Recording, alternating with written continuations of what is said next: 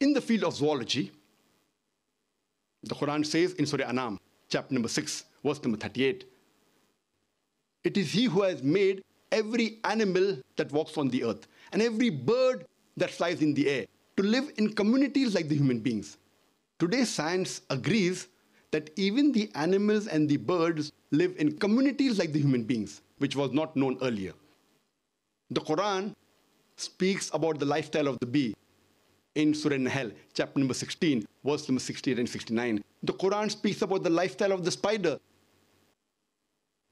in Surah Ankabut, chapter number 29, verse number 41. The Quran speaks about the lifestyle and the communication of ants in Surah Namal, chapter number 27, verse number 17 and 18.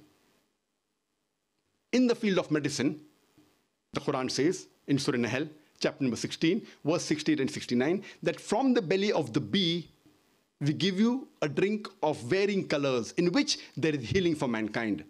It is recently we have come to know that the honey that we have is obtained from the belly of the bee. And today science agrees that there are mild antiseptic properties in honey, and it is even a healing for mankind.